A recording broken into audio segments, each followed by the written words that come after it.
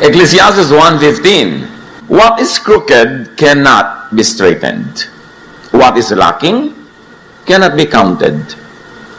Hindi na maitutuwid ang baluktot at hindi na mabibilang ang wala. Sayang na panahon at pagod. Panginoon, salamat dahil tinuturuan niyo kaming huwag magsayang, huwag mag-aksaya ng panahon at pagod. At sa sandaling ito, ang aming puso, hinalaan namin, Panginoon, kami po'y gawin yung tahanan ng iyong Espiritu. Make us the habitation of your Spirit, turn our hearts into your throne, at kayo ang maghari sa aming buong pagkatao. Mangusap po kayo. Mga salita niyo ang magpaliwanag, magpalaya, at magpaganda ng buhay namin. Kayo ang aming inaasahang mga pangangaral. We hear only your voice, Father. Speak to your servant, but be the speaker. We seek you in the name of your Son, Jesus. Mga sayang na panahon at pagod. Ano bang mga sayang? Kahit balik-balikan natin ang Ecclesiastes, hindi mauubusan ng bagong katuruan. Kasi hindi nagbabago yung teksto, pero ang isip natin ang nagbabago. Nagmamature tayo, naiiba ang ating mga lenses, kaya marami tayong nakikita na hindi natin nakikita nung una. Kaya magandang balik-balikan, kahit yun at yun, yung text. Ecclesiastes 1:1-2. These are the words from the teacher, a son of David and king of Jerusalem. Everything is so meaningless. The teacher says that it is all a waste of time. Sayang na panahon. Do people really gain anything from all the hard work that they do in this life? Sayang na pagpapagod. Maiksi ang buhay. Dapat walang sinasayang na oras at pagod. Ito ang mga katuroan ng mangangaral, ang anak ni David na hari ng Israel. Napakawalang kabuluhan. Napakawalang kabuluhan. Lahat ay walang kabuluhan, sabi ng mangangaral. Of course, hindi naman literal na lahat walang kabuluhan. It's poetic language, so exaggerated. Ang ibig sabihin lang, napakaraming walang kabuluhan na binibigyan natin ng sobrang pansin. At dahil daw doon, you must not mistake activity for achievement. Hindi ko mo busy ka, may nangyayari na. Hindi ko mo napapagod ka, sulit na. Kailangan matalino. Huwag magsayang ng panahon at pagod sa mga walang kabuluhan. At ngayon, sa ating pagbubulay-bulay mga kapatid ng salita ni Solomon, the wisest man ever, aside from Jesus, of course, dapat natin ngayong bigyan agad ng personal application. Pag meron tayong mga dinadaanan na verses, ang inyo agad isipin, anong kahulugan nito sa buhay ko? Kayo ang magbigay ng kahulugan kasi kanya-kanya tayong kuha ng aral. Sabi niya sa Ecclesiastes 1:4, people live and people die, but the earth continues forever. Patuloy ang pagpapalit-palit ng mga lahi, ngunit hindi nagbabago ang daigdig. In other words, we do not own the land owns us. Kaya pag sasabihin itong aking mga ari-arian, no, ililibing ka dyan, yung alikabok mo mababalik na maging fertilizer ng mga puno ng papaya. So, we do not own the land. So, ano pag-aaksaya doon? Huwag magsayang ng panahon at pagod sa pagmamayari, sa pagnangamkam. Huwag mag-aaksaya ng mga relasyon, pagmamahalan, pag-iibigan ng mga magkakapatid, magkakamag-anak, magkakaibigan dahil sa lupa. O dahil sa mga katumbas ng lupa ngayon, capital, dahil sa pera, kasi hindi natin talaga yan madadala. Ang kailangan mo lang na lupa, siguro 1 meter by 2, kung ililibing kang ganyan. Kung gagawin kang alabok, ang kailangan lang talaga isang Tupperware. So, bakit mo sisirain ang relasyon mo sa makamag-anak mo dahil sa lupa? Bakit ka makikipag-away dahil sa lupa? Para maging sayo? It can never be yours. You are the land's. Kaya, yan ang pag-aaksaya. Pero mo magkakagalit yung magkakapatid dahil sa lupa. Yan ang sayang na pagod. Sayang na panahon. Ang saya-saya nyo nung mga bata pa kayo, naglalaro kayo, nanguhuli kayo ng gagamba, nag-aagawan kayo ng lastiko, mga kahan ng sigarilyo, tinetext-text nyo na ganyan. Pagkatapos, nagkaroon kayo ng asa-asawa na susul-sul-sul sa inyo, mag-aaway-aaway kayo magkakapatid, sayang. Sayang ang panahon pinagsamahan. Dapat hindi sasayangin. Ecclesiastes 1:5-7. Ang araw ay patuloy sa pagsikat at patuloy sa paglubog. Pabalik-balik lang sa pinanggalingan. Ang hangin ay umiihi patungong timog, patingong hilaga. Buong araw na paikot-ikot. Lahat ng tubig ay umuwi sa dagat, ngunit hindi ito napupuno. Ang tubig ay bumabalik sa batis na pinagmulan upang baling umagos patungong karagatan. Everything is in cycles. Paulit-ulit lang. People enter the cycle at some point and exit at some point. Para bang sumasakay tayo sa Ferris wheel. At kung umabot kayo sa Ferris wheel, alam nyo na yon. Hindi niya alam ng mga bata ngayon ng Ferris wheel. Unless yung malalaking, sobrang lalaki. Umiikot yan, sasakay ka, bababa ka kung saan ka rin sumakay, at tuloy wala ka narating. Ang na-achieve mo, nahilo ka. May nakita pa ako nun sa Pasay na lagot yung mga kuryente, ang buong Ferris wheel, talo na ng mga laman. Ang tanong, ba't ka sakay sa Ferris wheel? Nahuhumpak yung tiyan mo pagpababa. At magbabayad ka pa. Alam niyo ba maraming tao ang buhay nila parang sumasakay sa Ferris wheel? Ikot ng ikot, wala naman nararating.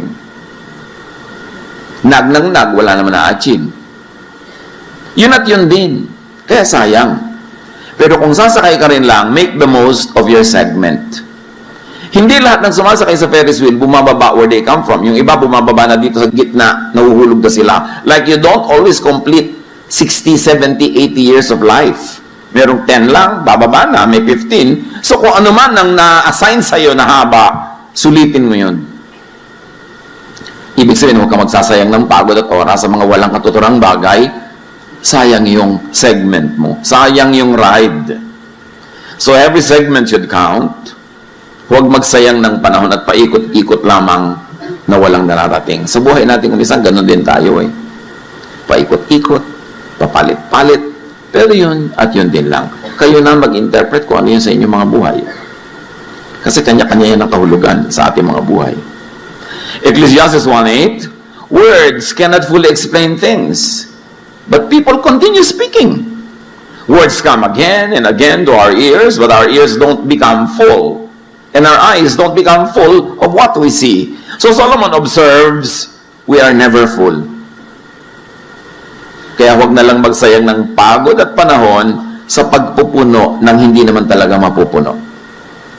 Yung mahilig sa sapatos, kahit sandamukal na sapatos na yan, hindi pa rin kayo mapupuno. So tama na yung 5. Yung mahilig sa bag, kahit na mabili nyo ang lahat ng bag sa mundo, hindi pa rin kayo sasaya kasi yun ang hilig nyo eh. So tama na yung konti. Mami, bakit wala na po ito? Maulam ko di malabdaw na miswa. Bumili ako ng Birken, anak. So mga 5 taon tayo magmimiswa. Kung minsan you sacrifice so much for something that's not really worth it. Bakit sinasabi ni Solomon? Kasi bulag tayo sa mga bagay na gusto natin. Kung anong hilig mo, bulag ka dyan. Kaya dapat tapunan ng liwanag ng wisdom ni Solomon, sabihin, sayang ang lahat ng ginagawa mo. Sayang ang binibili mo. Lalo pa nga kung malaki ang ibinabayad mo dyan. In terms of money, in terms of human relations, in terms of emotion, sayang. Because we are never really full anyway, so makontento ka ng hindi full. Yung mga naghahanap ng pag-ibig, to fill them, to complete them, wala nun. Hanggang tumanda ka na at gumagapang patungong libingan, naghahanap ka pa rin ng ko-complete sa'yo. So kung ano ka na yan, magsaya ka na. Huwag mo nang hanapin pa lahat ng kulang, enjoyin mo na yan kahit kulang. Para hindi masayang ang oras mo kakahanap. Kakukolekt. Ecclesiastes 1:9-10. Ang naganap nun, ay nangyayari rin ngayon. Ang mga nagawa nun ay magagawa rin ngayon. Walang bagong pangyayari sa mundong ito.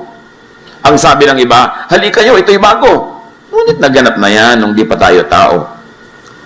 Ang naiiba-iba lang yung physical aspect of things. Yung method, yung tools, but the essence is the same. Kahit anong makinarya pa ang sabihin mong bagong invento, walang nangyaring bago. Ang totoo, ganun lang yun. Ang tao naghahanap ng ginhawa, noon hanggang ngayon. So ano man yun, kaya automatic, kaya ano, ginhawa yun, pareho lang ang paghahanap. So hindi na tayo talaga giginhawa. Dahil nung araw, kung may TV set ka, ang yaman mo na. tatayo ka, magpapalit-palit ka ng channel. Pero ngayon, parang napakalaking hirap na yan. Kailangan naka-remote. At alam mo kung sino ang tunay na Panginoon sa isang bahay, hawak niya ang remote. So, lumigaya ba tayo talaga? Kahit ganon, mas pinag-aawayan ngayon kung sino hawak ng remote. So, hindi rin nagbabago. Gusto lang natin guminhawa. Pero, makontento ka na kung hindi ka rin kompleto maginhawa. Kasi hindi ka talaga kompletong giginhawa. Dahil sabi ni Solomon, we are never full. Dati, Daddy, mag-abroad ka naman, mga 5 taon lang para makabayad tayo ng utang, makaganito, gano'n. Mamaya, 5 taon, Daddy, mga 50 years pa. Dahil hindi na matatapos ang gastos. Habang lumalaki ang kita, lalaki ang gastos, dumadami ang humihingi. Hindi rin kompleto yan kahit kailan. Hindi ka rin luluwag. Kaya yung mga nagsasabing bigyan natin ng nanay pag maluwag tayo, nako, palayok na lang maibibigay nyo para sa kanyang abo. Kasi hindi na kayo luluwag. Dapat isama na sa budget si nanay kahit masikip. Kahit kulang, hindi darating yung fantasy na maluwag kayo to be able to give. Because we are never full. So, ang naganap daw yung nangyari na paulit-ulit lang. So, do not reinvent the wheel. Just enjoy the ride. Whatever that means in your life. Ecclesiastes 1:11, hindi na maaalala ang mga nauna at ang mga nangyayari ngayon ay malilimutan din sa hinaharap. Marami mga tao, pilit sila tatayo ng legacy. Legacy. Walang legacy. Yung mga pharaoh nga na nagtayo ng mga pyramid after 5,000 years, natatandaan pa ba natin sila? Generic na lang, lahat pharaoh. Tapos. Konting-konti yung natatandaan, katulad ni Jose Rizal. At dahil lang nasa batas natin na pag-aralan ng Rizal course. So, huwag ka na magpagod para matandaan. So, alam mo, malilimot din ako. Talaga malilimutan ka. Bakit natatandaan ba ang lola mo? Ika-5th generation? Wala din naman, di ba? So, huwag ka na magpagod na matandaan. Enjoyin mo lang ang buhay mo. Yung kahit minsan, tinamahan ka ng araw, nakakita ka ng bituin ng araw, at pag tinawag ka ng Diyos, present. Pag nag-roll call, tapos, move on. Kasi hindi na babalik ang buhay na ito. So, dapat huwag mo sayangin sa mga kung ano-anong di mo naman kailangan. So, huwag na kayo mag-legacy dyan. Gumawa na lang kayo ng tama. Minimize pain, maximize pleasure, do the most good. At sumakabilang buhay ka. Pag tinawag ka na, para doon ka naman. Every generational batch grapples with life as if it were new and unknown. And it begins as new for every batch. Kaya kahit anong payo bigay mo sa mga bata, ayaw makinig. Di ba? Kasi uulitin nila yung mga pagkakamaling nagawa mo noon. Uulitin nila ang lahat kasi bawat isa may kanya-kanyang cycle ng buhay.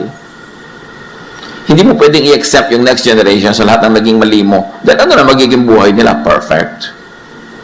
Kasi wala, ba't ang mga bata hindi nakikinig? Meron talagang dapat pakinggan, pero dapat din nating tanggapin na built-in siguro yun para madiscover nila ang buhay for themselves, for them to learn from their own mistakes, like what we did, because we cannot accept them from all the mistakes we made, because we should not accept them from all the aspects of life. Kaya huwag tayong mabigo, magturo tayo na magturo, and pray that they will listen, at mga bata, makinig hanggang kaya nyo. Pero, huwag na natin, sakta natin makalooban pag hindi tayo laging pinapakinggan. Kasi didiscovery nila ang buhay on their own. That's part of living. Ecclesiastes 1:12-15, patuloy ni Solomon, ako, ang mangangaral, ay naging hari ng Israel. Siniyasat ko at pinag-aralang mabuti ang lahat ng bagay sa mundong ito. At nakita kong ang tao'y itinalaga ng Diyos sa matinding paghihirap. Nakita ko ang lahat ng gawa ng tao sa mundong ito ay walang kabuluhan. Ito'y tulad lang ng paghabol sa hangin. Hindi na maitutuwid ang baluktot at hindi na maibibilang ang wala. So to be happy in life, to be happier in life, to not waste time and energy, huwag niyong bilangin ng wala.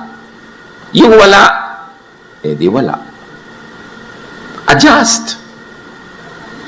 Lahat naman tayo, di ba, may mga mahal sa buhay na nauunang sumasakabilang buhay. Adjust.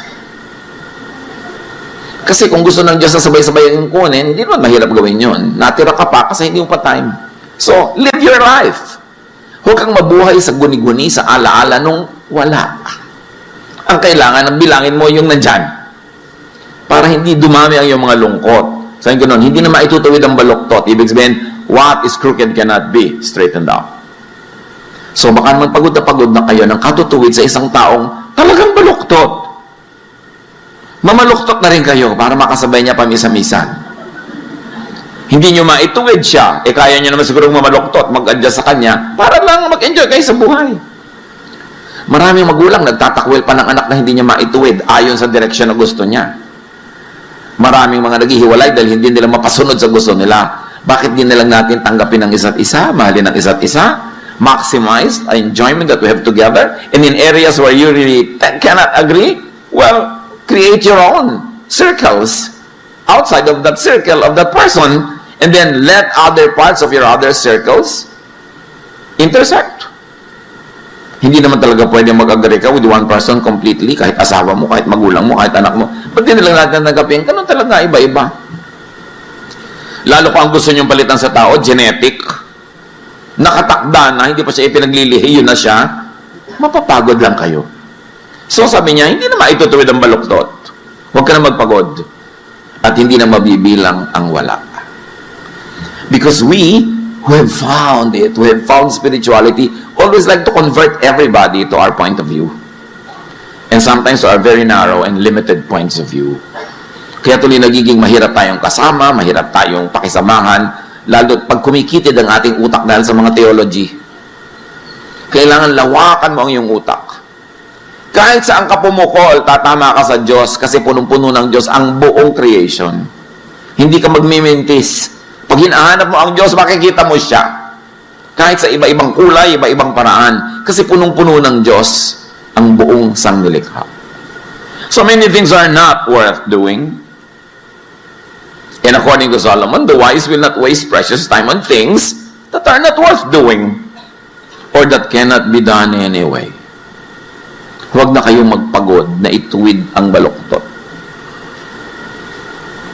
Maximize na lang yung inyong love, yung inyong enjoyment sa buhay.